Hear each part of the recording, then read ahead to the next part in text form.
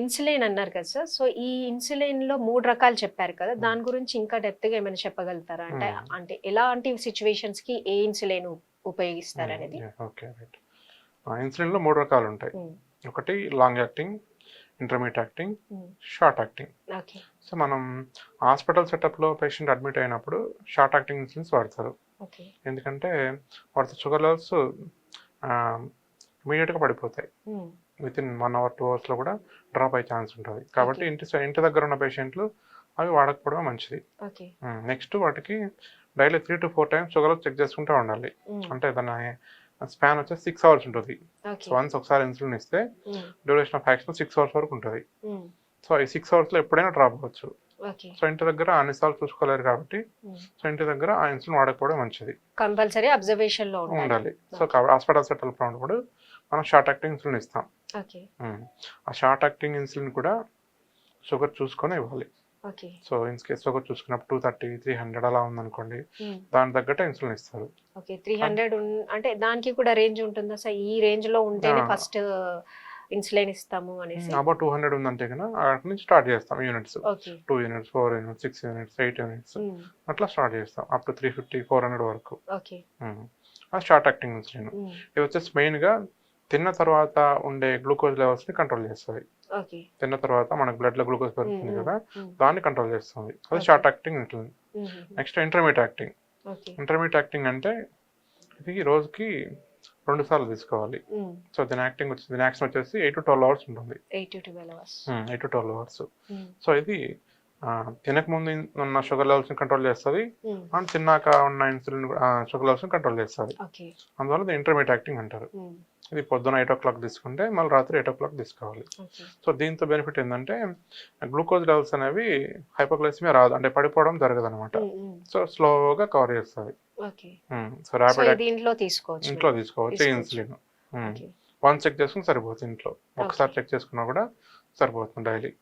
So next long acting వచ్చేసి దాంతో hypoglycaemia symptom రాదు అసలు. షుగర్ లెవెల్స్ పూర్తిగా పడిపోయేప్పుడు అది జస్ట్ బేస్ లైన్ లాగా షుగర్ లెవెల్స్ మెయింటైన్ చేస్తా వస్తుంది. ఇది మాత్రం డైలీ వన్స్ తీసుకుంటారు. ఇది ఓన్లీ తినక ముందు ఉండే గ్లూకోజ్ లెవెల్స్ ఎక్కువ ఉంటాయి కదా, వాటిని మాత్రం తగ్గిస్తుంది.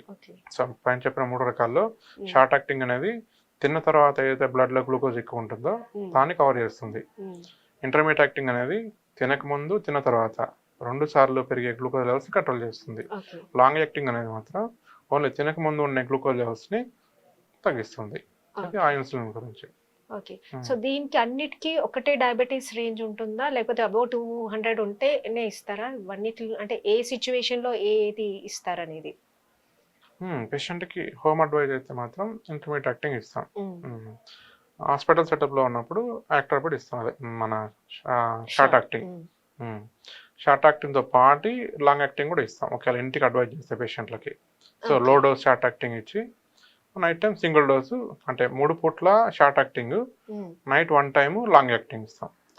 ఒకవేళ ఇంటికి పేషెంట్కి ఇంటర్మీడియట్ యాక్టింగ్ తో కంట్రోల్ అవ్వట్లేదు షుగర్ లెవెల్స్ అంటే అప్పుడు ఈ సెకండ్ టైప్ ట్రీట్మెంట్ ఇస్తాం అనమాట.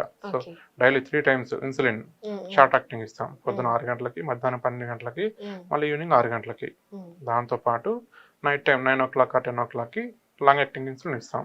దీనివల్ల ఏమవుతుందంటే అన్కంట్రోల్ షుగర్ పేషెంట్ చాలా మంది ఉంటారు, కొందరికి ఇంటర్మీడియట్ యాక్టింగ్ అసలు పనిచేయదు వాళ్ళకి. అలాంటి వాళ్ళకి ఈ థెరపీ పెడితే కొంచెం త్వరగా కోలుకోగలరు వాళ్ళు. అన్కంట్రోల్డ్ అన్నారు కదా, ఇప్పుడు కంట్రోల్డ్ అలాంటివి కూడా ఉంటాయండి. అన్కంట్రోల్డ్ అంటే ఇప్పుడు పేషెంట్లకి మనం సింగిల్ థెరపీ ట్రై చేస్తాం, తర్వాత డ్యూయల్ థెరపీ స్టార్ట్ చేస్తాం, ట్రిపుల్ థెరపీ చేస్తాం. ఆ ట్రిపుల్ థెరపీ తర్వాత మిక్స్డ్ అదే ఇంటర్మీడియట్ యాక్టింగ్ ఇన్సులిన్ కూడా చేస్తాం. సో వీటన్నిటి కూడా తగ్గట్లేదంటే మాత్రం నెక్స్ట్ స్టెప్ ఈ డ్యూయల్ థెరపీ పెట్టి ట్రై చేస్తాం. ఓకే. అంటే మనకి బాడీ రెస్పాన్స్ రావట్లేదు అంటే ఇవన్నీ ట్రై చేస్తారు. ఇన్సులిన్ రెసిస్టెన్స్ అంటారు వాటిని. సో ఆ ఫేజ్ లో వచ్చినప్పుడు ఇన్సులిన్ రెసిస్టెంట్ ఫేజ్ లో ఈ డ్యూయల్ ట్రై చేస్తారు. పేషెంట్ కొంచెం త్వరగానే కోలుకుంటారు. 30 to 40 days తీసుకోవాలి కోర్స్. అవి తీసుకుంటే అప్పుడు బ్లడ్ లో ఉన్న గ్లూకోటాక్సిన్ తగ్గి మెల్లమెల్లగా నార్మల్ రేంజ్కి వస్తాయి. అప్పుడు ఆ ఇన్సులిన్ డోస్ కూడా తగ్గించుకుంటా వచ్చి తర్వాత టాబ్లెట్ స్టార్ట్ చేస్తాం. సో లైఫ్ లాంగ్ ఇన్సులిన్ వాడాలంటే కష్టం ఎవరికైనా. సో కాబట్టి ఒక గ్లూకోటాక్స్ తగ్గిస్తాం ఫస్ట్. ఆ గ్లూకోటాక్సిటీ వల్ల వచ్చే కాంప్లికేషన్స్ ఏమైనా ఉంటాయి కదా, అవి తగ్గించి తర్వాత మెల్లమెల్లగా టాబ్లెట్ స్టార్ట్ చేస్తాం డోస్ తగ్గించుకుంటా వచ్చి. క్యూ న్యూస్ ఛానల్లో పనిచేయటకు అనుభవం గల సీనియర్ వీడియో ఎడిటర్స్ కావాలను సంప్రదించవలసిన నెంబర్ 8688926084. qnewsads@gmail.com ను సంప్రదించండి. లైక్ చేయండి.